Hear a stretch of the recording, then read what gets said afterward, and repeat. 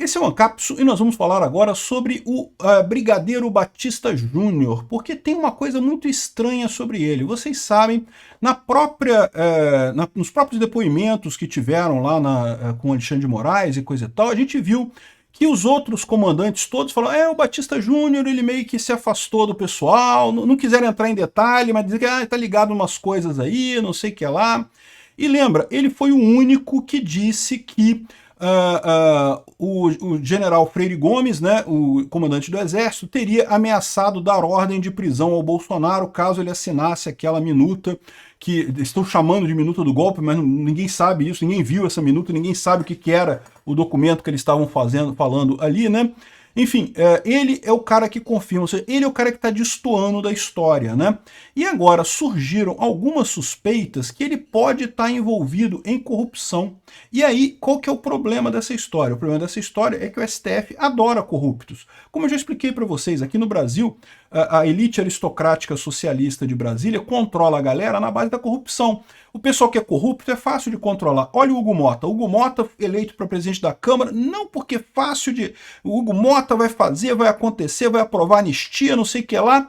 Pegaram o pai do Hugo Mota, ameaçaram ele com um processo de corrupção lá, o Hugo Mota ficou pianinho. Agora o Alexandre de Moraes fala qualquer coisa, sim senhor, não senhor, pois não senhor, vamos sim senhor, estamos obedecendo o senhor. Né? O Hugo Mota até afinou a voz depois desse negócio de ameaçarem o pai dele lá na Paraíba, né? E é assim, é por isso que eu digo para vocês que esse pessoal se assusta muito com Bolsonaro e com os outros comandantes, porque eles não são corruptos. Então eles não têm como controlar. Quando a pessoa é corrupta, assusta menos para esse pessoal, que eles sabem qualquer coisa, puxa a corrupção da pessoa e pronto, né? E conseguem manter o controle ali. E aí a pergunta que não quer calar, eu não sei, vou botar uma hipótese aqui, é se será que essa conivência toda do Batista Júnior e coisa e tal, né, essa vontade de entregar a Bolsonaro, de complicar a situação do Bolsonaro e dos demais comandantes, não tem a ver com ele também está sofrendo esse tipo de pressão. Eu não estou dizendo que ele seja corrupto, eu estou dizendo que pode ser que estejam apontando corrupções, que estejam ameaçando acusar ele de corrupção. Vamos entender os casos que tem aqui, porque são casos antigos, tá? Desde a compra do Gripen. Essa notícia foi sugerida por hemorroida cerebral, eu era de direita, agora sou libertário, e várias outras pessoas. Obrigado aí ao pessoal que sugeriu notícias lá no nosso site, no visãolibertaria.com, e obrigado a você que está assistindo o nosso vídeo. Se você gosta do nosso conteúdo, por favor, deixe o seu like, se inscreva aqui no canal, né? Pois bem, então uma coisa que destoou ali nos depoimentos foi o seguinte: primeiro, o Mauro Cid, como é um réu colaborador, ele falou um monte de coisa lá que ele tinha que falar, porque senão ele perdia a colaboração premiada dele. Eu sinceramente, eu tenho pena do Mauro Cid, não fico chateado com ele está ali numa situação de que ameaçaram a família dele, ameaçaram o pai dele. É muito fácil para as outras pessoas dizer assim, não, tinha que ser macho, tinha que continuar, não falar nada, mesmo sendo ameaçado. É porque não era você, né, meu amigo? É complicado quando é você ali na situação, então eu não critico o Mauro Cid. Mas teve um outro elemento que destoou também dos depoimentos, que foi o Batista Júnior, né? O Batista Júnior, inclusive, nem foi depor nessa primeira fase, ele não está sendo acusado diretamente, mas ele chegou a fazer depoimentos antes, né, nesse processo, e ele é o único que diz que houve teoricamente, essa ameaça de prisão do Freire Gomes contra o Bolsonaro, caso ele aprovasse o que eles estão chamando de minuta do golpe, que eu já expliquei, né? Não tem minuta do golpe, não tem nada no processo. Tem um monte de documentos que estavam em celulares, que acharam na coisa do PL, coisa e tal, mas não tem nada de minuta de golpe ali, né? São vários documentos soltos, muitos que estão até no Google, se você procurar, e nada de verdade. Mas enfim, o Batista Júnior meio que está destoando dessa história. E aí o pessoal começou a dar uma investigada nessa história. O Cláudio Dantas fez uma série de críticas a ele, porque no depoimento do Batista Júnior, ele disse que primeiro ele falou que o Freire Gomes deu voz de prisão, aí depois perguntaram, mas você viu então a minuta? Ele falou, não, eu não estava na reunião. Ué, peraí, como é que você diz que teve a ameaça de colocar em prisão se você não estava na reunião e coisa e tal, né? Ou seja, uma coisa muito estranha essa história toda aí do Batista Júnior. A suspeita que se liga nesse caso é que talvez ele tenha alguma coisa que estão usando para chantagear ele. De novo, não estou dizendo que ele seja corrupto, talvez ele seja inocente, mas estão usando isso. E a coisa toda, bom, a parte, digamos, mais simples é essa história aqui da porta giratória. O que é porta giratória? O ex-comandante da FAB, o Batista Júnior, fechou contratos com a Airbus antes de assumir o cargo na empresa na Airbus, né? Então fala aqui, ó, que a relação entre as Forças Armadas e a indústria de defesa voltou ao centro do debate com a movimentação do ex-comandante da Aeronáutica, o Carlos de Almeida Batista Júnior, para a Airbus. Ele era o comandante da Força Aérea, chegou a fechar contratos com a Airbus e coisa e tal, e depois que saiu da Força Aérea, arrumou um cargo na Airbus, está ganhando salário lá. Qual que é o problema disso? O problema disso é que você pode indicar que teve algum acordo aí entre a Airbus. A gente não sabe se teve, mas pode-se, né, suspeitar que teve alguma coisa, pode ser que processem ele, que investiguem, de eventualmente ter fechado acordos com a Airbus, já combinado de quando ele sair ele ser empregado. Isso é muito comum, tá? É muito comum de acontecer mesmo, né? Os contratos foram firmados com a empresa europeia, incluindo a conversão de aeronaves A330 para a versão KC-30, ou seja, são projetos de centenas de milhões de reais, né? E aqui, ó, pouco tempo após deixar o cargo em 2023, o Batista Júnior assumiu, em novembro do mesmo ano, uma posição na Airbus como conselheiro sênior de estratégia, ou seja, um cargo quase honorífico, né? Um cargo ali que ele está ali, não sei se ele faz alguma coisa de verdade, o que levanta questionamento sobre a influência dos militares da reserva na aprovação de contratos e falta de regulamentação clara. É o chamado porta giratória. A pessoa está no serviço público, aprova um contrato, depois sai do serviço público, é empregado pela empresa, né? Aqui, ó. Apenas durante... Outra coisa que eles colocam aqui, ó. O seu filho, o Bruno Batista, trabalha na AEL Sistemas, uma empresa que mantém contratos bilionários com a FAB. A AEL atua na área de tecnologia militar e é responsável por projetos como a comunicação segura entre aeronaves e o desenvolvimento da frota de drones RQ-900. Apenas durante o governo Bolsonaro, a AEL recebeu mais de 300 milhões em contratos com o governo, valor correspondente a quase metade de tudo que a empresa faturou com o governo federal nos últimos 10 anos. Então, a AEL é uma empresa importante nessa história. É essa empresa aqui, ó. O filho do coronel aparentemente trabalha nessa empresa.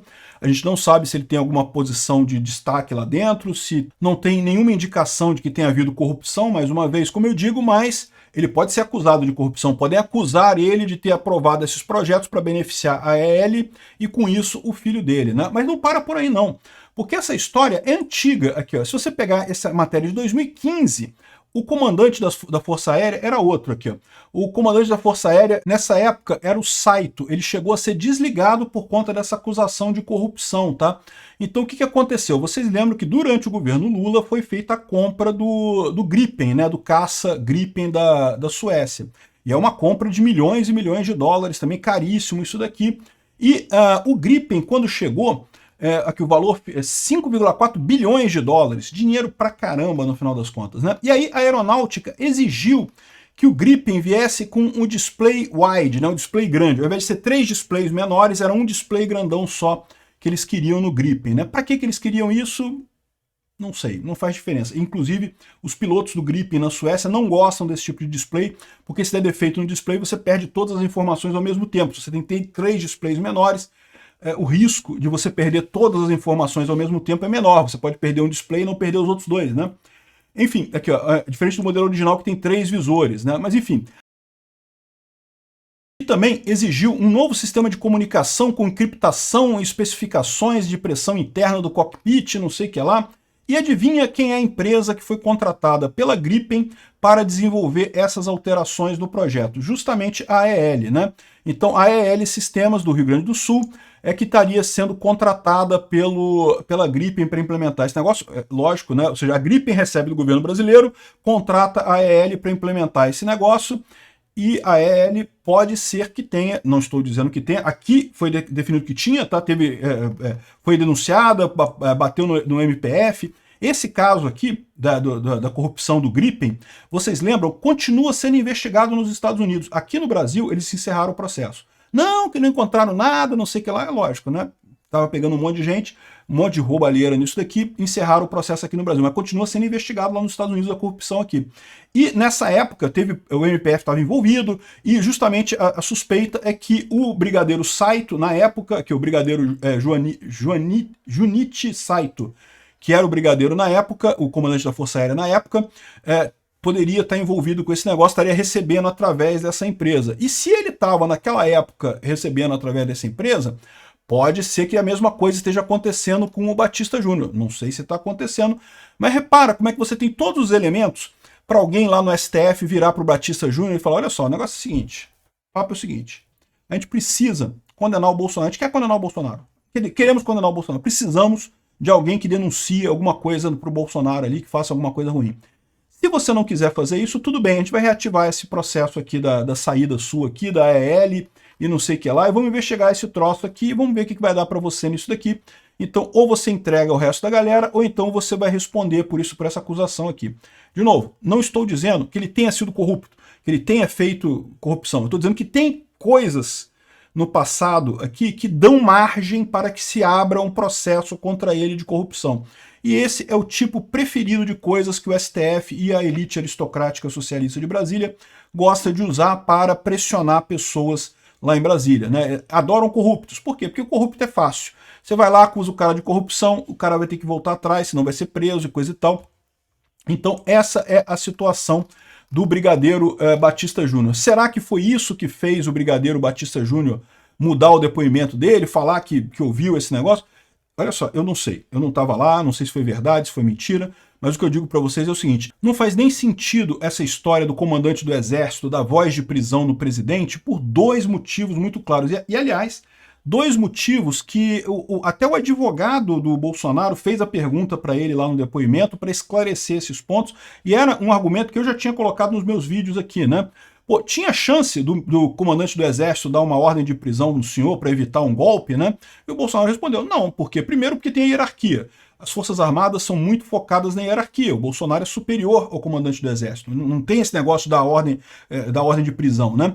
E segundo, se o Bolsonaro de fato quisesse fazer o golpe, nunca quis, nunca passou pela cabeça dele fazer isso, mas se ele quisesse de fato fazer o golpe e chegasse à conclusão de que o comandante do Exército não estava de acordo com o golpe, ele demitiria o comandante do Exército. É uma coisa que ele podia fazer ali na hora, um decreto, ele na hora pede para alguém rascunhar um decreto aqui, está demitido o comandante do Exército, vai ser incorporado outra pessoa e entra a pessoa que vai querer fazer a coisa, que já pega o nome de alguém que queira fazer o golpe e pronto, né? Então assim, não tem nenhum sentido essa história do comandante do Exército ter dado voz de prisão no Bolsonaro, isso não faz sentido nenhum, só esse cara da aeronáutica está falando isso. Será? Por que será que ele está falando isso, né? Eu acho estranho isso daí. Obrigado por assistir o vídeo até o final. Além de curtir, compartilhar e se inscrever no canal, considere se tornar patrocinador com valores a partir de R$ 1,99. Clique no botão Seja Membro abaixo para saber as condições e vantagens de patrocinar o canal. Mais informações sobre o nosso projeto, visite nossos sites indicados na tela.